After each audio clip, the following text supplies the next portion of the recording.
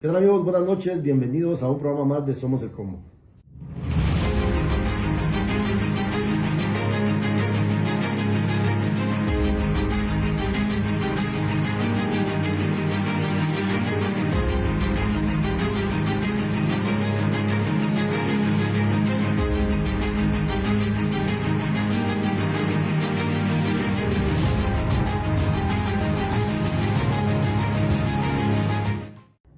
Samuel, buenas noches. ¿Qué tal? Qué gusto estar aquí acompañándoles. Por fin, Sí. después de tanto tiempo, ¿verdad, Sony? Así es. Una entrevista aquí en las oficinas de Vox Populi, junto a mi colega Sony Figueroa en Somos el Combo. El objetivo de la entrevista, pues básicamente es hablar sobre tu trabajo en legislativo, cómo han avanzado las cosas, cómo han evolucionado, qué es estar en el Congreso, ¿verdad? Entonces, Samuel, bienvenido a Somos el Combo. Muchas gracias, qué gusto estar aquí acompañándoles y platicar con ustedes un rato. Buenísimo. Samuel, vamos a abordar, no digo muchos temas porque 50, una hora no da para abordar todo eso y la verdad que queremos profundizar en ciertos temas y yo creo que tal y como se lo dije en su momento a Consuelo Porras, le dije los periodistas somos la voz de la gente y la gente tiene preguntas y la gente no tiene la posibilidad de sentarse a platicar con los diputados, con los ministros, con el presidente y todos los funcionarios, así que trasladamos ciertas preguntas que es el sentir de la gente. Con el tema del aumento de los diputados, vamos a entrar de lleno con eso. ¿Qué pasó esa noche? Entiendo, o sea, ustedes votaron en contra, por supuesto, pero ¿eso se da en marco de negociaciones o no se da en marco de negociaciones, Samuel? No, para nada. Y yo creo que es un buen espacio para aclarar que hubo cosas que sí negociamos, que creo que incluso es importante que explicitemos, y hay cosas que definitivamente no negociamos, como por ejemplo el aumento del salario de los diputados. Esto es un tema que nos agarró por sorpresa absolutamente a todas las personas que votamos en contra. De hecho, hubo 3 páginas completas de firmas ilegibles. Ninguna de esas firmas era de Semilla. Lo metieron en el presupuesto del Congreso. Y nosotros, en realidad, el presupuesto del Congreso no era un tema de negociación para nosotros, sino que eso se encargan los que ven esos temas. Nosotros estamos hablando de y negociando el presupuesto general de ingresos y egresos del Estado para que el presidente y el Ejecutivo tuviesen instrumentos este año para poder dar resultados. Nosotros habíamos escuchado que tal vez lo querían ingresar a través de la ley orgánica del legislativo, una reforma a la ley orgánica que nosotros pedimos en la comisión cuando se dictaminó que se quitara ese tema. Entonces, como vimos que nadie emocionó la ley orgánica, realmente nunca nos imaginamos que este tema lo iban a meter en el presupuesto del Congreso. Porque además, incluso, todavía está en duda si se va a poder hacer efectivo porque lo hicieron mal. No aumentaron el techo del Congreso, hay todavía resoluciones pendientes en la Corte, entre otras cosas. Pero este no fue un tema que negociamos para nada y que definitivamente no estamos de acuerdo con la bancada. Bueno, pero mencionas algo de la ley orgánica, una iniciativa para reformar la ley orgánica, pero si bien digamos que en su momento generó ruido, porque en septiembre de 2024 un grupo de 13 diputados, si no estoy mal, presentó esta iniciativa de ley. Voy a ese punto, sin disculpar que te interrumpa. Es que ese es un punto, hay una cuestión bien relevante ahí, Sony, y es que es el tema de que son 13 diputados, tal y como lo mencionás, y los diputados son Raúl Barrera del Movimiento Semilla, es uno, ¿verdad? Está también Mercedes Monzón Escobedo, del Movimiento Semilla. Está Andrea Villagrán, del Movimiento Semilla. De ahí viene Juan Ignacio Quijada de la UNE, Luis Javier López Bolaños de la UNE, el cuñado de Adín Maldonado. Está César Fión Morales, Darwin Ramírez Cameros, de la UNE, León Felipe Barrera Villanueva, de la UNE también. Está Julio Gómez de la UNE. Está Víctor Cifuentes Delgado de la UNE, Gustavo Cruz Montoya de Viva y Evelyn Morataya de Viva. Y eso es lo que nos llama la atención, Sony y Samuel, que era lo que yo te cuestionaba en una ocasión en redes sociales, que cómo va a ser posible de que ustedes decían de que estaban en contra del aumento salarial, tal y como Sony lo dijo al inicio de la entrevista, pero por el otro lado un grupo de diputados de Semilla, 3 diputados, se sumaron a una iniciativa de ley, ¿verdad? Sí, entonces, ¿cuál es la explicación de eso? Sí, porque nosotros en realidad sí estamos de acuerdo con reformar la ley orgánica del organismo legislativo, primero por un fin bien práctico y bien táctico, que es el hecho de poder restituir nuestros derechos como bloque legislativo y volver a tener presencia en jefes de bloque, poder presidir comisiones, etcétera, todo lo que Fredo Orellana se ha inventado y que finalmente ha impedido que tengamos plenos derechos. Entonces, hay un tema táctico. Por otro lado, si creemos desde la bancada que el organismo legislativo necesita robustecer su ley orgánica porque hay un montón de vacíos, hay algunas comisiones que no deberían seguir existiendo, hay otras que se podrían agregar, es decir, hay un montón de temas que efectivamente sí se tienen que discutir de la ley orgánica del Congreso, pero ahí es donde viene la parte fundamental. Nosotros apoyamos esa parte de la reforma a la ley orgánica del Congreso y en la comisión nosotros solicitamos desde la bancada Semilla como una posición institucional que el tema del salario se retirara del dictamen. Entonces se retiró del dictamen y cuando entró ya para conocerse en el pleno ya no incluía el tema del aumento salarial. Por eso es que nuestra posición para el aumento salarial, ya sea a través de la ley orgánica o a través del presupuesto del Congreso o cualquier otra forma que se les ocurra al resto de diputados, no lo vamos a apoyar nosotros, no vamos a votar a favor de eso. Y ahí están las pruebas. No votamos a favor del aumento y tanto fue así que tampoco votamos a favor del presupuesto del Congreso después para que no cobrara vigencia eso, ¿verdad? Claro, sí, pues digamos. Pero ahí es donde me llama la atención, Samuel, y como dices, como bancada, como partido, como bloque y todo, digamos que tu posición es clara. Rechazamos el aumento.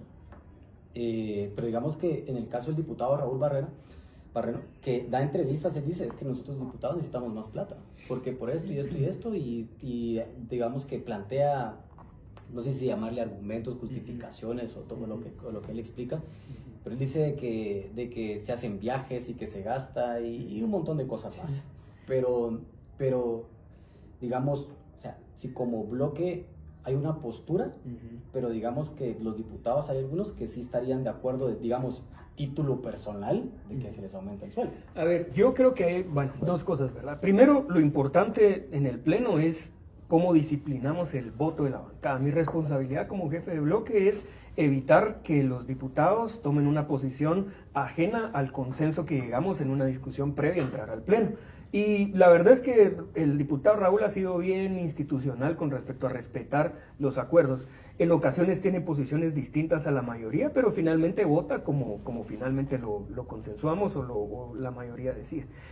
Lo otro es que tampoco se le pueden imponer límites a la libertad de expresión de las personas, ¿verdad? Que yo creo que eso es válido. Sin embargo, la posición, creo que hay algunos argumentos que él a veces esboza con respecto a ese tema, pero esa no es una prioridad de la bancada, ni tampoco vamos a accionar políticamente para que eso suceda. De hecho, todo lo contrario, accionamos para evitar que eso cobre vigencia. Pero la posición de la bancada Semilla, incluyéndolo a él, es en contra, definitivamente. Claro. Sí.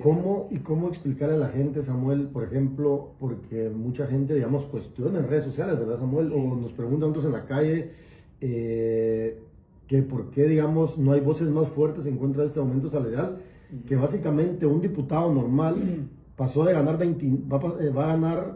pasó de ganar 29,000 a ganar 56,000 quetzales. 51,000 quetzales. Es una cantidad bastante alta, ¿verdad, Samuel? Por un lado. Porque recordemos que los integrantes de la Junta Directiva, los salarios son más elevados, ¿verdad? Sí, incluso más que eso. Incluso sí, mucho más que eso, pero digamos, no es como, digamos, decir ustedes de que están en contra, pero por otro lado pasan algunas cosas que uno se entera en el Congreso, que hay diputados, tal y como decía Sonny de Semilla, que sí están cómodos con el aumento.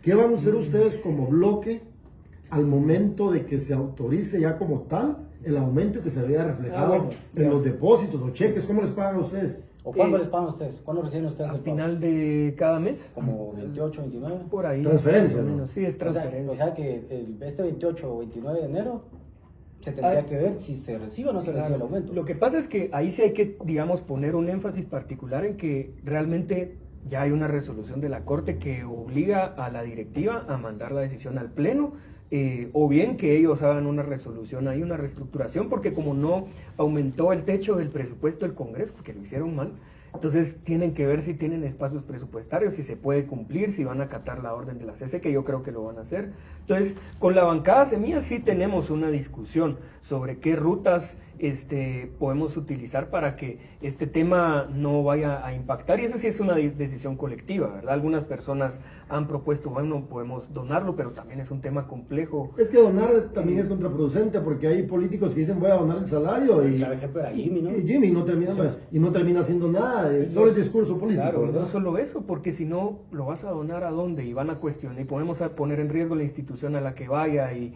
la verdad es que no es una política pública, sino que es una obra, en teoría, digamos, de caridad, por decirlo de alguna forma, que no necesariamente son fondos públicos con un objetivo de afectar una variable de política pública. Entonces, digamos, si hay una discusión, digamos, permanente en la bancada Semilla sobre qué hacer, y cómo podemos revertir esto, que no es tan fácil como nos gustaría. Bueno, yo creo que la gente espera mucho del partido Semilla, porque obviamente, como ustedes prometieron ser parte del cambio y digamos que iban a ser diferentes, política diferente, obviamente la gente espera mucho de ustedes. Y nuestro trabajo como periodistas es fiscalizar al poder, por un lado. Y por el otro, pues obviamente abordar temas muchas veces que son complicados, ¿verdad, Sonny? Pero que finalmente hay que discutirlos. Claro, y que genera mucha indignación, ¿verdad, Samuel? Te lo digo porque, o sea, una persona que gana un salario mínimo, obviamente se molesta al ver estos aumentos de 20,000 de un plumazo en una noche, pues. Totalmente, y además, digamos, a veces uno podría tener discusiones que pueden ser válidas sobre si los funcionarios públicos están teniendo una retribución adecuada o no, después que el país deje de tener 60% de personas en pobreza, pero no antes. Ahorita ese no es prioridad de absolutamente nadie. Y, por ejemplo, nosotros estamos enfocados en eso. Ahora, yo sí creo que hay un enfoque que nos ha costado tratar de transmitir a la población, y es que en realidad aquí van a tener 23 votos fijos que no van a apoyar ese tema, pero esa iniciativa pasó con más de 80, casi 90 votos. Y yo creo que ahí pueden enfocarse los esfuerzos en tratar de revertir esa decisión, porque yo veo muy firmes a un montón que simplemente no asumen los costos. Nosotros asumimos un montón de costos por algo que no votamos, y ellos no por algo que sí votaron, ¿verdad? Sí, como los diputados de la UNE, en su mayoría de la UNE, porque digamos que muchos... Bueno, el listado que yo leí, la mayoría de la UNE, diputados de la UNE, diputados de Vamos. Y es que lo que pasa es que también con esos líos que hay en el Congreso, mira el lío que hay en el partido Voz, los líos que tiene la UNE por el control del partido, ahora hay líos en Voz. Entonces, digamos, finalmente los diputados también en cierta forma a veces se preocupan más en el Congreso de la República por ver sus intereses partidarios o ver cómo se reeligen, ¿verdad? Claro. Ese es lamentablemente un problema, y que están pensando no en un país a largo plazo, un proyecto de nación, sino que piensan a proyectos de 4 años y cómo se vuelven a reelegir. Claro. Por eso es que nosotros siempre le enviamos a la gente que no hay que quitarle el ojo al Congreso de la República. Sí, y cuando sea necesario y quiera protestar y exigirles a los diputados, y no solo a los diputados, ¿verdad?, a los funcionarios que cumplan con su trabajo. Sí. Y con esto, para ir cerrando el tema, ¿verdad, Sonny? Solo con esta pregunta para que me la contestes, brevemente, Samuel. Hay gente en Semilla que habla mucho, no de ahorita, sino que de antes, de hacer una nueva ley del servicio civil. Sí. Eso tiene que ver precisamente con el tema de salarios, con el tema de puestos y todo.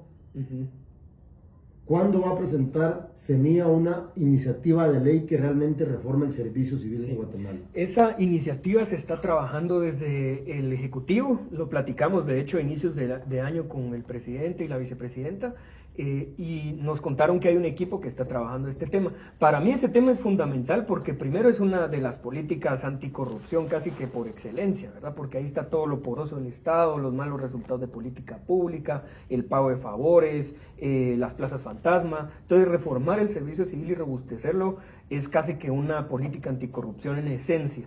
Se está trabajando así porque una reforma de ese tipo no pasa solamente con el poder de una bancada. No, por supuesto, eso es una negociación. Claro, y que incluso yo creo que tiene el potencial de ser una reforma administrativa del Estado completo. De hecho, yo me recuerdo que en los procesos de transición y consolidación de democracias, por ejemplo en Uruguay, cuando llegue el Frente Amplio, después de las dictaduras y todo esto, una de las banderas era servicio civil, ¿verdad? Y fue una reforma que le dio forma al tipo de Estado que tiene Uruguay, ¿verdad? Y que yo creo que sí hay que hacer algo así aquí, pero que no puede ser improvisada, porque aquí se le ponen parches, ¿verdad? Como hacen a veces con la ley electoral. Bueno, la ley electoral es de las más parchadas que hay. Por ejemplo, y que no responde un sistema, ¿verdad? No es una lógica integral. Entonces sí podemos contar que la bancada Semilla va a presentar una iniciativa de ley en ese tema. Yo creo que lo va a hacer el Ejecutivo. Nosotros Ok. vamos a esperar a ver cómo avanza el equipo del Ejecutivo, ya sea que la presentemos desde la bancada o la forma que se presente, pero hay un equipo trabajando en eso. Ok. Ya. Correcto, no, creo que va a estar interesante y precisamente por eso, porque muchos de los favores políticos en Guatemala se pagan precisamente con plazas, con puestos dentro de instituciones públicas. Vemos a muchos diputados que Claro. piden sus cuotas en instituciones a cambio de votos en el Congreso de la República, porque en muchas ocasiones la gente pensará que los votos en el Congreso de la República solo implica plata o lo que sea, pero también es necesito 15 contratos en tal departamento, en tal municipio, en tal institución, y eso ya es plata, ¿no? Entonces, creo que eso es interesante a la hora de presentarla. Partiendo de eso, Samuel, que estamos hablando del tema del salario. Hay una palabra clave ahí en todo eso, lo que mencionabas, las negociaciones. Y creo que eso es algo, nosotros con Marvin hemos sido críticos, de hecho hemos cuestionado muchas de las reuniones que precisamente vos has tenido y de lo que has hecho público en otros medios de comunicación, como por ejemplo la reunión que tuviste con Sandra Torres. ¿Sí? Bueno, en Soy 502 Sí. explicaba de que tuviste una reunión con Sandra Torres. ¿Pasó o no pasó? No, nosotros tenemos reuniones, y yo en particular, con su hija, que es diputada, con una de Con sus Teresita. hijas, con Teresita de León. Con ella sí, y la verdad es que nuestro objetivo en esta legislatura ya no es ser oposición, sino que dar resultados al pueblo de Guatemala. Y nosotros necesitamos 81 votos por lo menos, y no los conseguimos más allá de los 23 diputados de Semilla. Entonces nos toca platicar casi que con todos los diputados en el Congreso. Algunos tienen afinidades con figuras políticas que pueden ser polémicas, ¿verdad? Aquí hay una línea directa porque Su mamá. Teresita es Ajá. hija de Sandra Torres, pero nosotros nos sentamos a conversar y buscamos coincidencias con la diputada, ¿verdad? No con Sandra Torres. Hay algunas personas con las que definitivamente no vamos a sentarnos nunca, como por ejemplo Alan Rodríguez y la gente cercana a él, porque ahí no hay una visión que podemos coincidir, o nos pide cosas que no le vamos a cumplir. Nosotros tenemos parámetros, digamos, y si sobrepasan nuestros principios, preferimos que no sucedan las cosas, porque no vamos a traicionar al pueblo de Guatemala por pasar una agenda nada más porque sí. Claro. Dijiste algo bien interesante, que dijiste, tenemos nuestros parámetros. ¿Qué sí y qué no? Sí, bueno, por ejemplo, todo lo que tenga que ver con corrupción e impunidad, definitivamente no, bajo ninguna circunstancia, ni la más mínima, ¿verdad? Pero hay cosas que nos tenemos que poner creativos, porque, como bien decía Marvin hace un ratito, hay algunos diputados que lo que están pensando es ya desde ahorita en su reelección. Claro. Entonces tenemos que pensar qué incentivos que no son de corrupción ni de impunidad son suficientemente satisfactorios para los diputados, que les permita capitalizar políticamente, pero que a nosotros también nos ayude a que el gobierno dé resultados. Entonces, por ejemplo, en el presupuesto, que esa sí fue una negociación, que yo puedo dar una explicación bien completa, porque eso sí lo pusimos sobre la mesa, era, por ejemplo, sentarse con cada bloque y su facción, ¿verdad? Casi que con cada diputado del Congreso, a decirle, bueno, ¿cuáles son las necesidades de tal distrito? Por ejemplo, por decirles algo, en Petén, toda la vida ha hecho falta un puente en Sayaché, porque hay un ferry ahí que es carísimo, es un problema, no sé qué. Entonces lo podemos incluir en el presupuesto y nos das tu apoyo en el presupuesto, y si se ve reflejado ahí el proyecto, está bien. Ahora, ¿qué pasaba antes que ahorita no pasa? Antes le decían, vas a tener el puente asignado, si querés lo construís o no, pero tu constructora sí va a recibir el pago. Ahorita no pasa eso. O sea, si tienen constructoras que compitan como cualquier proceso legal, y el puente se tiene que construir, ¿verdad? Y se tiene que hacer bien, y va a tener fiscalización encima, auditoría de la Contraloría, el equipo de CG Plan va a ver los parámetros, los avales van a estar bien hechos. Entonces hay un montón de mecanismos de control y fiscalización que es distinto a lo que sucedía antes, no es un cheque en blanco, pues. Y eso les sirve a ellos porque dicen, bueno, después de 40 años, hasta ahorita yo les traje el puente de Sayaché y listo, ¿verdad? Entonces eso es un rédito político para ellos y no compromete nuestros principios, ¿verdad? Eso pusimos sobre la mesa. Bueno, y es que aquí también el tema es de que muchas veces se habla de negociaciones, ¿verdad? Pero los guatemaltecos no terminan sabiendo. Aquí estás explicando una de las múltiples negociaciones que se pueden dar, pero Sony te preguntaba, ¿qué no negocian ustedes, por ejemplo? Mira, dinero, En efectivo, definitivamente no. Garantizar contratos o proyectos, eso definitivamente no. Ese tipo de cosas o impunidad, ¿verdad? No, que no me vayan a investigar después si me encuentran cosas, definitivamente no. Entonces, todo lo que tiene que ver con corrupción e impunidad está fuera, digamos, de términos de negociación para nosotros. Y que partiendo de eso, seguramente se los han pedido. Por ejemplo, Alan no llega a negociar conmigo, pero a veces manda emisarios y como a explorar, a ver si, y mira, y hay algún tipo de incentivo económico para pasar esta ley. Y ahí es donde sabemos, este cuate no, definitivamente no. O sea, envía a otros diputados, pues la bancada, vamos. Cercanos a él, ¿verdad? A veces son los de San Marcos o ellos que son como medio o su hermano, ¿verdad? Que está ahí también de diputado. Ese tipo de cosas ocurren, ¿verdad? Pero ahí ya sabemos que ellos saben que se topan con una pared con nosotros. Y también que, por ejemplo, en la legislatura pasada también intentaban conseguir nuestro voto y no lo consiguieron nunca. Así que ya de entrada saben que es muy complicado con nosotros que cedamos a eso.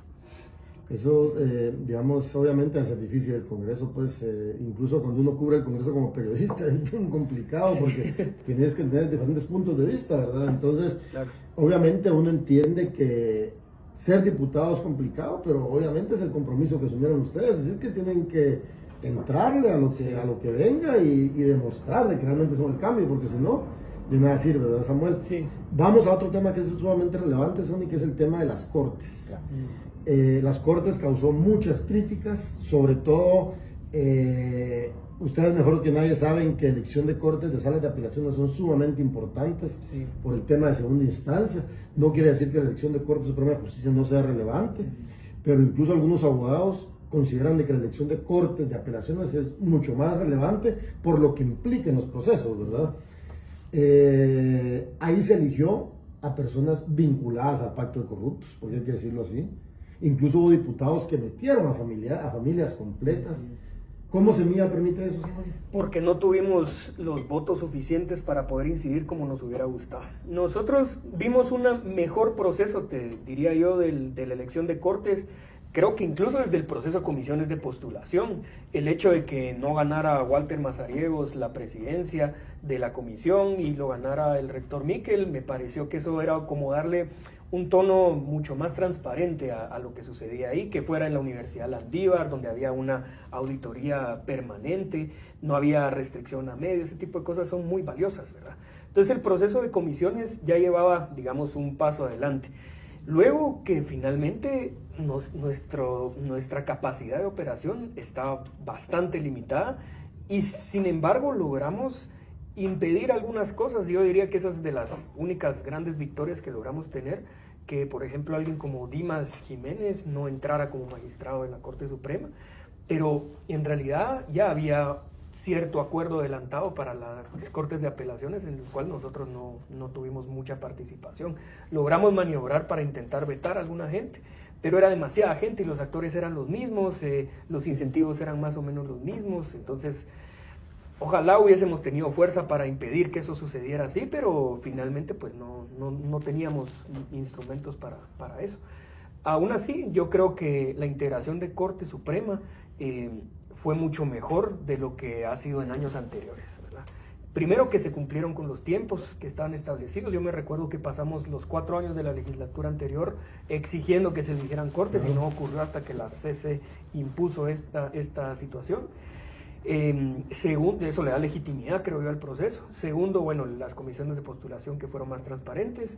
Y tercero, que en realidad llegaron personas que no era el listado que a nosotros nos hubiera gustado si tuviésemos 81 votos, pero una mayoría suficiente que no tiene un mandato de ir a jugar con la libertad de la gente. Y lo hemos visto en un par de resoluciones, ¿verdad? Creo yo, con el tema del caso de la USAC, lo vimos con José Rubén Zamora, ¿no? Digamos que le corrigió incluso la Suprema la plana a las salas de apelación. ¿Salas de apelaciones? Que fueron electas en el Congreso claro, recientemente.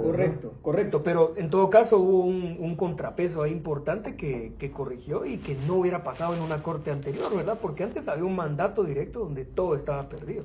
Había garantías de impunidad para los corruptos y había persecución garantizada para quienes no se aliaban a ellos. Lo que pasa es que, digamos, ese fue un sinsabor para la gente también, ¿verdad? Son el tema de la elección de cortes, porque volvemos a lo mismo, el tema de las negociaciones, ¿verdad? Claro, sí, el tema de las negociaciones y partiendo de eso, porque uno sabe cómo funciona la dinámica en el Congreso de la República, en donde muchas de las negociaciones no se dan en el Congreso de la República, se dan fuera del Congreso de la República. Pregunto, si ustedes se reunieron fuera del Congreso de la República en algunas casas de algunos diputados o vinculados, lo planteo porque surgió mucho la información y todos lados publicaban de que el diputado Eddy Maldonado ponía bien su casa. O una de sus casas. Una de sus casas, pues, la familia como tal, para reunirse y ver el tema de las Cortes. ¿Llegaste a algún lugar de algún diputado para que se hagan esas reuniones? Yo regularmente tengo reuniones con un montón de diputados, algunas son aquí, a veces son en lugares públicos, algunas veces son en oficinas de algunos de ellos, pero nunca entablamos una negociación como tal para definir un tema. Donde hubiesen varios no. diputados. Y yo sé que eso sí ocurrió, que fue finalmente el listado que se eligió, algunos sin votos nuestros, ¿verdad? Pero nosotros no participamos en esa definición, digamos, de los listados. De todas formas, el proceso de elección de Cortes es complejo porque, primero, los actores están acotados a lo que nos manda la comisión de postulación. Entonces no es que podamos elegir, bueno, ¿por qué no ponemos a tal persona que es más afín al partido? Cosas así. Si no pasó el filtro de la comisión, ese es el límite que tenemos, ¿verdad? Claro. Entonces, pues eso. Pero no fue realmente un espacio donde nosotros hayamos participado. Ya. Y es que también te pregunto esto porque sabemos de que hay muchos candidatos, tanto a Suprema, a apelaciones, que hacen lobby. Es decir, andan haciendo lobby en un montón de bancadas, con diputados y todo eso. Sí. ¿Ustedes recibieron a candidatos así como bloque semilla para escucharlos? O sea, ¿escucharon a los 300 más que habían de operaciones? ¿O cómo fue? ¿Quiénes llegaron? De hecho, nos dio tiempo de priorizar sobre todo la Corte Suprema de Justicia, a los candidatos, y sí recibimos a una importante cantidad de candidatos porque además hubo se montó una infraestructura desde el Congreso para hacer transparente eso y estaba llenísimo durante esa época de cualquier tipo de candidato que llegaba. Lo recibimos en el Salón de la Bancada, fue un evento así público y realmente lo que indagábamos era, primero, la trayectoria, ¿verdad? Que no hubiera, por ejemplo, una tendencia clara de criminalización de absolutamente nadie. Y segundo, pues una solicitud que hacíamos era detener la persecución política de absolutamente cualquier persona, de cualquier espectro ideológico, porque en realidad la justicia no está para perseguir adversarios de ningún tipo, ¿verdad? Claro. Entonces, eso era lo que buscábamos, esa era básicamente la línea de indagación que tuvimos con la bancada. Era demasiada gente, ¿verdad? Entonces podíamos llegar hasta esa conversación para tener algún tipo de por lo menos idea de cómo podía ser su parámetro, digamos. Correcto. Sí. Ajá, sí. de cómo podría actuar. Correcto. Antes de llegar a ese cargo. Así es. Y es que te planteo esto de las negociaciones porque creo que si bien como uno como periodista se entera de ese tipo de cosas y ustedes como diputados en el Congreso de la República las viven día a día, obviamente hay personas que no entienden el tema de las negociaciones y se preguntarán, bueno, ¿qué negocian? ¿A qué acceden? ¿A qué no acceden? Entonces por eso te lo planteo, ¿no? Sí, ¿ya? Yo sí, lo que pasa es que me parece también que nos ha tocado vivir el proceso de transición de un Congreso y en general todo un régimen, diría yo, que era una dictadura autoritaria que se movía por corrupción, dinero e impunidad, a uno que busca instaurarse, que buscamos instaurar, que es transparente, que es democrático y que realmente ya hay una inercia de los actores tradicionales, por decirles de alguna forma, que están acostumbrados a hacer las cosas de cierto tipo. Pero ahorita ya no, eso cambió, ¿verdad? Ahorita ya no hay dinero bajo la mesa, hay una agenda legislativa que se discute de acuerdo a posiciones políticas. Bueno, el dinero bajo la mesa, al menos, digamos que el oficialismo, pues, bueno, de ahí no sabemos qué más puede haber ahí en el Congreso de la República. De acuerdo, ¿ya? Sí puede haber otros actores, digamos, crimen organizado, qué sé yo, eso sí de plano, pero eso trasciende nuestras manos, de parte nuestra no hay, de parte del gobierno, del presidente no hay, etcétera, ¿verdad? Pero antes ese era el gran, digamos, movilizador de la agenda, y era una agenda, pero muy, muy corrupta, ¿verdad? Yo me recuerdo que las leyes eran quitar cámaras que verifican el avance de la obra física, una ampliación para Covial, que es un nido de corrupción, digamos, y ese tipo de cosas, ¿verdad? Ahorita no, Ahorita ley de competencia, vacunación, atención integral del cáncer, tarjetas de crédito. Es decir, hay una visión bien clara de qué tipo de resultados queremos darle a la población. Claro, pero digamos que en algún momento en búsqueda de esos resultados buenos también se acceden a otro tipo de iniciativas de leyes que benefician a ciertos sectores, como por ejemplo el tema de los ganaderos, ¿no? Que también generó eso mucho desgaste porque se hablaba de que si bien el crimen organizado utiliza mucho este tipo de prácticas, ¿no? Para el lavado de plata, y lo que se mencionaba de que al aprobar esto, pues prácticamente hubo una declaración jurada y digo, miren, no, mi plata es lícita. Y por el otro lado, recuérdense ustedes también de que hay diputados que representan intereses sector, bien marcados en ese sector, por un lado. Y por el otro, hay diputados que representan también a estructuras del crimen organizado, en temas de narcotráfico, grupos delincuenciales de otra naturaleza. Obviamente a uno como periodista, Sonia, lo hemos discutido también, nos gustaría muchas veces demostrar cómo es que circula el dinero bajo la mesa, porque se habla mucho de eso, pero nunca se ha podido demostrar eso, nunca. Entonces, la pregunta que te hacía Sonia, ¿verdad? ¿Cómo se dieron ante esa situación? A ver, está este tema de la ley del sector primario agropecuario, que es ganadera, le llaman, ¿verdad? En realidad esta no fue una concesión ni fue una negociación tampoco, sino que fue, yo me recuerdo que tuvimos una solicitud de parte del Ejecutivo. Yo recuerdo que nos convocó la Secretaría Privada junto con el MAGA y con el Superintendente de SAT, porque en realidad sí permite un proceso de formalización en un sector que es poco auditado o nada auditado, que no está formalizado. Entonces, lo que nos decía, bueno, sí, ahora las personas que pertenecen a toda la cadena van a tener que pagar y registrarse y así podemos tener más control. Yo creo que no lo pudimos explicar en su momento, se intuía que era una ley de un grupo político dentro del Congreso, pero en realidad era una solicitud casi que de SAT, digamos, para poder mejorar la eficiencia en la recaudación y mejorar el control de quienes están completamente exentos, porque en ese sector hay mucho lavado, pero como nunca registran ni un centavo, entonces es casi que fácil hacerlo. Con esta ley, aunque sea un poquito más que se recaude, pero se queda el registro. Entonces es mucho más fácil atacar la evasión y la elusión. No sé, no me convence mucho sí, eso, no me convence porque ver a personajes sí, aplaudiendo y celebrando la aprobación de esa ley, ¿verdad? Sí, yo entiendo, pero hay que ver cómo quedó la iniciativa finalmente redactada. Y de repente fuera bueno que lo pudieran platicar con el superintendente, a lo mejor, y puede venir una entrevista, porque sí, eso es lo que logra la ley, aunque yo sé que la comunicación fue muy deficiente porque no se explicó el sentido, ¿verdad? Pero eso es lo que logra.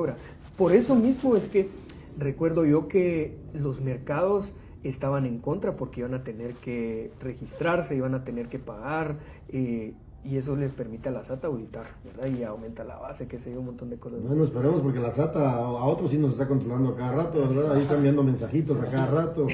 Ojalá que la SAT sí deje las cosas ahí como debe ser. Claro, de acuerdo. Pues de ahí hay otro tema relevante que queremos abordar, Samuel. Obviamente hay muchos temas. Seguramente cuando esta entrevista salga publicada, la gente va a decir, ¿por qué no le preguntaron esto? ¿Por qué no le preguntaron el otro? Pero realmente no nos da tiempo a preguntar todos los temas que quisiéramos abordar. Me vuelven a invitar, yo con mucho gusto. Gracias, como el diputado Samuel Pérez de Semilla. Hay otro tema relevante que es el tema de la división en la bancada. Que genera preocupación. Que genera preocupación, obviamente. Nosotros hemos hablado con algunos diputados del partido, porque hay diputados de tu partido que no nos hablan, porque están molestos con nosotros por algunas publicaciones. Incluso hay mensajes, yo tengo un par de mensajes de diputados de tu partido que nos han señalado de amarillistas, ¿verdad? Y eso nos parece sumamente delicado. Y además de mal gusto, ¿verdad? Porque son diputados que en algún momento estuvieron en este programa, ¿verdad? Y que hoy día nos miran como amarillistas, como sensacionalistas. Pues eso no importa, ¿verdad? Al final de cuentas nosotros hacemos periodismo, cuestionamos, y si les gusta a algunos diputados de Semilla, pues que les guste. Si no les gusta, también, ¿verdad? Y lo mismo para los otros diputados y los funcionarios. Pero, ¿por qué te hago esta pregunta, Samuel? Porque con los diputados que hablamos de Semilla, con los que sí nos hablan, porque hay un grupito que no nos habla, o están molestos, están distanciados, lo que quieran, ¿verdad? ¿Por qué razón hay 3 bloques? ¿O son mentiras esas? ¿Es verdad que están divididos en 3 bloques? Unos que están de tu lado, que lideras un grupo, Hay otro grupo liderado por... Que digamos que son los que están de algunos departamentos, ¿sí? y hay otro grupo, digamos, que lo dicen así, como por el grupo y la gente cercana al diputado Raúl Barra, por ejemplo. Para nada, no. Este tema ha surgido con mucha frecuencia y antes era muy público en redes sociales cuando pues ni siquiera era la bancada, sino que era el partido, que a veces surgía una estructura departamental con un comunicado y otra con un comunicado distinto, apoyando diferentes liderazgos internos. La verdad es que para nosotros en Semilla, desde la Constitución, uno de los principales y el primer principio es la democracia, y eso significa también democracia interna. Entonces, para mí es deseable que haya gente que está contenta y hay gente que está descontenta con las formas de conducción y que lo puedan expresar. Pero finalmente tenemos espacios de resolución de conflictos, de diferencias y de poder encontrar soluciones regularmente consensuadas, ¿verdad? Casi todas las votaciones que tenemos en el Congreso las llevamos al Pleno después de un consenso. Pero cuando no hay, respetamos también que puede haber una votación y que si mi argumento no convenció a la mayoría, yo voy a asumir la posición mayoritaria. Y eso ha sido así siempre. De hecho, en la legislatura pasada yo me... O sea, que digamos de que eso de que hay división dentro de la bancada Semilla o dentro del partido, digamos así, lo atribuís a desinformación para debilitarlos, ¿es así? No. Lo que pasa es que yo sí creo que hay posiciones de algunos colegas, incluso dentro de mi bloque, que pueden estar más o menos de acuerdo con la forma en la que la jefatura de la bancada administra, digamos, el resto del bloque. Y eso está bien y es deseable y a veces lo expresan en las reuniones y hay críticas y las asumimos y tratamos de ir corrigiendo en el camino. Y hay otros que se sienten más cómodos, ¿verdad? Pero eso es deseable, ¿verdad? ¿Qué pasa con las otras bancadas? Algunos lo que pasa es que se imponen, ¿verdad? O tienen dueño del partido o algunos le pasan planillas, así tipo Alan. Y ahí no hay críticas, ahí no hay, digamos, disidencias que puedan ser tomadas en cuenta, no hay argumentos democráticos, no hay debate. En Semilla sí, y yo creo que eso está bien y además eso nos otorga mucha legitimidad, porque a mí la bancada me delegó, por ejemplo, este año continuar con la jefatura de la bancada, pero no me delega un puesto nada más como que fuera de poder, sino que la conducción del bloque dentro del Congreso, la toma de decisiones en algunas ocasiones, claro, con controles y verificaciones, etcétera, pero si no tuviese legitimidad para eso, yo no me sentiría como yendo a decir yo tengo 23 votos que me respaldan, sino que tendría, qué sé yo, si hubiese 3 grupos, 1/3 de la bancada y listo. Pero no, eso no es así. Y es que uno se da cuenta, Arsene, porque parte del trabajo de nosotros como periodistas también, Samuel, es observar, ¿verdad? Muchas veces no va a los lugares, ni siquiera entrevista, uno va solo a observar, a ver, sí, porque obviamente es parte del trabajo que uno realiza. Y por ejemplo, nos hemos dado cuenta en algunas actividades, por ejemplo, cuando llega el presidente Bernardo Arevalo, que llega, por ejemplo, junto a José Carlos Sanabria. ¿Es José Carlos Sanabria la persona más cercana al presidente? ¿Él está delegado? ¿Cómo funciona ahí la cosa en el partido? José Carlos fue asesor del presidente durante los 4 años que él fue diputado. Sí, nos recordamos. Sí, entonces él estableció una relación, digamos, muy estrecha con él. Le tiene mucha confianza, pero el presidente es muy institucional. Entonces él respeta cómo la bancada decide organizarse. Él es uno de los subjefes de bloque, pero regularmente la conversación sobre avances de agenda legislativa, actualización, nos reunimos nosotros dos o con la jefatura completa, ¿verdad? Entonces ese es el tema. ¿Cada cuánto tiempo te reúnes con el presidente para abordar el tema del Congreso y todo lo que pasa? Por lo menos una vez a la semana, en ocasiones con más frecuencia, por ejemplo, cuando discutimos el presupuesto, entonces hay una actualización más constante, o a veces, digamos, hay temas que son menos relevantes y simplemente una vez a la semana para actualizar cómo está la percepción de la agenda de esa semana, ese tipo de cosas, ¿verdad? Ya. Y en contacto casi que todos los días, digamos, algún mensaje que intercambiamos o eso. Sí, digamos que es una relación cercana, digamos. Ah, sí, sin duda. No, ¿Te consideras del grupo más cercano al presidente? Sí, no solo eso, el presidente es amigo mío. Yo lo conozco desde que empezamos a armar el proyecto político, hace 10 años justo, porque en el 2015 cuando fueron las protestas. Correcto, entonces tenemos una relación muy estrecha y por lo menos de mi parte, el presidente sabe que yo cierro filas con él, ¿verdad? Entonces, pero además hay una relación también institucional porque yo tengo una representación de la bancada frente al presidente de la República, entonces es también coordinación institucional. Ya. Sí, digamos, entonces hay una cercanía. ¿Y quiénes son? Y tomando en cuenta, esa es una pregunta que hacemos, porque al final creo que eso nos interesa a muchos, tomando en cuenta que pues te reúnes con el presidente a abordar ciertos temas, una vez por semana, a veces más, y cercano y todo. ¿Quién es el círculo cercano a Bernardo Arévalo? Porque creo que esa es una pregunta que le interesa a mucha gente, y incluso a nosotros como periodistas. Bueno, él tiene relación, como les digo, institucional con las personas con las que él coordina algunos temas dependiendo el momento político en el que está. Entonces, por ejemplo, cuando hay un tema que hay que aprobar el presupuesto en el Congreso, tomas mucha más relevancia, por ejemplo, el ministro de Finanzas, Jonathan Mencos, los ministerios que van a tener una asignación más fuerte y obviamente la jefatura de la bancada y las personas que delegamos para operar el presupuesto en el Congreso. Por ejemplo, para el tema de Cortes se reúne con el equipo que ve el sistema de justicia, a veces el procurador general, entre otro equipo de sus asesores, pero yo diría que más allá de tener un círculo que regularmente rodea al presidente, depende de cuál es la prioridad política en ese momento. Entonces sí, por ahí diría yo. Samuel, y algo que yo te quería preguntar que tiene que ver un poco con eso también, es, por ejemplo, a nosotros nos ha tocado mucho vivirlo, junto a Sony y otros colegas, que cuando uno cuestiona cosas del partido Semilla, ¿verdad? Hay mucha gente que sale a cuestionarlo a uno y atacarlo.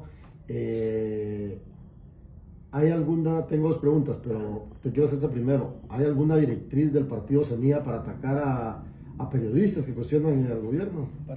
Para nada, del partido ni de la bancada, y estoy seguro que el gobierno tampoco, absolutamente a nadie, ni siquiera la gente que es cercana a Alan Rodríguez, ¿verdad? Claro, y de ahí viene otra pregunta que yo creo que es necesaria también. Nosotros hace unos días publicamos una nota relacionada a falsos medios de comunicación, y lo decimos abiertamente porque esa es la realidad, ¿verdad? Falsos medios de comunicación que se dedican a desprestigiar, a difamar y a calumniar y a injuriar, no solo a periodistas, a opositores, a políticos, y eso es sumamente preocupante por diversas razones, ¿verdad?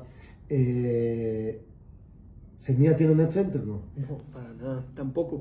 Y eso ha sido un tema que a veces recurrentemente nos lo preguntan.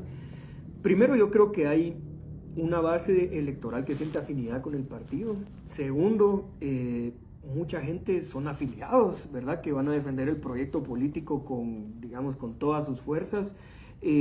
Pero tercero, yo sí he identificado que a veces hay cuentas que son falsas, que se, digamos, proyectan como afines a Semilla, que en realidad nosotros no tenemos ningún control sobre eso y no sabemos de dónde viene. Yo me recuerdo incluso que en la campaña, no la anterior, sino que la pasada, incluso sacaban páginas falsas, digamos, en apoyo a Semilla, que nosotros creo que tuvimos que denunciar para que no creyeran que las controlábamos nosotros, ¿verdad? Pero eso ocurre también. Yo no sé si son tácticas de los adversarios para intentar acusarnos de algo. Sonia, es que también ahí recordate, ¿qué nos pasó, por ejemplo, cuando salió el tema, por citar un ejemplo, ¿verdad? Son el tema de Daniel Salazar, el fotógrafo presidencial. Nos salieron a atacar de una forma impresionante, ¿verdad? Sí, pues. Que muchos de los creadores de contenido que después demostramos que tenían afinidad con ustedes, pues, y que algunos trabajaban en el gobierno. Claro, final, de hecho hay mucha gente que detectamos eso, ¿no? Entonces por eso la pregunta que te hace Marvin es, o sea, ustedes hay una directriz y todo, porque eso fue lo que pasó, o sea, y lo demostramos y lo publicamos, y después de eso, como que para evitar ser más, no sé, descarados tal vez, como que ahora pasan desapercibidos, pero muchos de esos creadores de contenido que los acreditaron como periodistas, como parte del equipo de transición de Bernardo Arévalo, pues son los que salían a decir, a cuestionar todo el trabajo que hacen, no solo de nosotros, en su mayoría más de nosotros, porque nosotros cuestionamos, nosotros cuestionamos a todos. Sí, no, totalmente. O sea, nosotros, no, o sea, hoy estamos cuestionando al gobierno, hoy estamos cuestionando al Congreso, hoy estamos cuestionando una Obviamente tenemos claro quiénes son los que más le han hecho daño al país, eso está claro, pues, pero no podemos dejar de cuestionar al poder político. Yo estoy de acuerdísimo. Porque es como se lo dijimos en algún momento a Santiago Paloma, el secretario de Comunicación, le dijimos, o sea, ustedes son el cambio, perfecto, la gente votó por ustedes, perfecto, pero eso no significa que como periodistas nosotros le vamos a entregar un cheque en blanco y que nos vamos a fiscalizarlos, porque uno no entiende de que hay muchos colegas periodistas que tienen afinidad con el partido Movimiento Semilla. No me vas a negar, hay periodistas que tienen afinidad con el partido Movimiento Semilla y que en algún momento tal vez no los van a cuestionar. Y a nosotros nos ha pasado de que muchos colegas periodistas que tienen afinidad con el partido de gobierno o con ciertas personas del partido de gobierno, pues nos critican porque los cuestionamos a ustedes. Pero a lo que voy es de que Yo como se lo decía a Santiago, o sea, que existe la percepción de que porque los cuestionamos no significa que seamos sus enemigos, No. porque al final es una cuestión dinámica de una democracia. No, sí, yo no sé si, digamos, lo más seguro es que no todos los actores políticos entienden el rol del periodismo en una democracia, pero en realidad no deberían, desde mi punto de vista, ser considerados ni aliados ni adversarios, ¿verdad? Porque tienen un rol de control de poder, ¿verdad? Al final de cuentas, y yo, por lo menos de parte nuestra, de la bancada, que es el espacio en el que yo puedo darles garantías, no hay ni lineamientos en contra de ustedes. De hecho, yo no sabía que había animadversión de parte de algunos colegas, y si me das chance, me gustaría abordarlo ahí en algún momento con la bancada para evitar que eso suceda, porque no es deseable, ¿verdad? No, digamos, una de las esencias del partido es que sea democrático, y sin periodismo independiente no hay garantías de democracia. Y es que fíjate, Samuel, cómo cambian las cosas, porque por ejemplo, que vale la pena mencionarlo, el día que nosotros le vamos a entregar los 2 libros a Consuelo Porras, ¿te recordás? 21 de noviembre creo que fue, si no estoy mal. Sí. 21 de noviembre. Obviamente, eso fue muy comentado en redes sociales, por lo que implica, ¿verdad? Sí. Por lo que sabemos que implica la señora también, ¿verdad? Por lo que implica en el tema de la defensa de ciertos personajes corruptos en el país y que no se les investiga. Y por eso se le fue a los libros a Consuelo Porras, donde se le dijo, mire, si usted no tiene cosas de corrupción en contra de Miguel Martínez y de Alejandro Yamatei, aquí están los libros, aquí hay casos que usted dice, ¿verdad? Empieza ahí. No, pero ahí obviamente mucha gente aplaudió, ¿verdad? Pero por ejemplo, cuando nosotros cuestionamos algunas cosas vinculadas al gobierno central, incluso, y te lo digo abiertamente, hubo un funcionario del gobierno, un alto funcionario, que me mandó un mensaje a mi celular y me dijo, sacame de tus listas de difusión. A ese nivel llega la intolerancia de algunos funcionarios del partido de gobierno, y no digamos de algunos diputados, como te dije, que nos han tildado de amarillistas, de sensacionalistas, pero al final de cuentas, pues obviamente uno entiende de que a veces hay mucha empatía hacia ciertas cosas, y uno entiende que también hay mucha gente que tiene mucha afinidad con Semilla, por supuesto que eso se entiende. Lo que no se vale es que te salgan a difamar, te salgan a calumniar, y a nosotros nos dicen que ustedes muchos se quejan. Pues sí, nos vamos a seguir quejando, porque al final de cuentas, si uno no se queja, si uno no dice lo que está pasando, ¿qué sucede? Las cosas quedan ocultas, ¿no? Sí. Las cosas quedan ocultas y uno finalmente se queda como desprotegido en ciertas cosas, ¿verdad? No, de acuerdo, pero lo que sí pueden tener garantías, por lo menos como les decía antes, de parte del espacio que yo puedo garantizar, es que no hay un lineamiento, ¿verdad? A lo mejor hay algunos colegas que se sienten ofendidos y qué sé yo, pero hasta ahí. Y eso no implica, Sonny, que no nos critiquen, claro. Porque nosotros también finalmente somos personajes públicos, ¿verdad? Con la diferencia que nosotros no trabajamos en el Estado, sí. Pero finalmente nuestro trabajo está a la vista de todos. Claro. Todo lo que nosotros hacemos, si se escribe, este programa va a estar a la vista de todos. Van a haber personas que están a favor de este programa, claro, que van a decir, es que muy flojos con Samuel. Otros van a decir, lo cuestionaron. Porque obviamente uno nunca va a quedar bien con todos. Y por supuesto que siempre las críticas son bienvenidas. Lo que sí nos molesta a nosotros muchas veces es vinculados al pacto de corruptos, faferos, vendidos, una cantidad de insultos de todos los días. ¿Verdad? Que hace 4 años nos decían de que usted nos financiaba. Sí. Y ahora que ustedes están ahí, ahora nos dicen de que nos financia el pacto de corruptos. Son esas dinámicas. Samuel, y partiendo de algo, ya que Mario mencionaba a esta personaje, Consuelo Porras, hay una entrevista que hace en Prensa Libre y que hablan, digamos, que remarcan mucho el tema de Consuelo Porras y que digamos que está como en la vista de ustedes como bancada en el Congreso de la República. ¿Van a seguir, digamos, o va a seguir el intento de buscar los votos para poder reformar la ley orgánica del MP y poder destituir a Consuelo Porras? Sí, a ver, nosotros no vamos a renunciar a esa lucha, por lo menos esa es una línea de acción importante para nosotros. Yo creo que sí se le dio un enfoque inadecuado al titular, porque nuestra prioridad número 1 no es sacar a Consuelo Porras, esa es una parte del proceso, eso es es un obstáculo que nos impide cumplir con darle resultados al pueblo de Guatemala, que eso para nosotros es lo más importante. Pero mientras ella siga estando ocupando el Ministerio Público, la conducción, la sociedad no va a terminar de consolidarse en una democracia funcional, por lo menos, o básicamente funcional.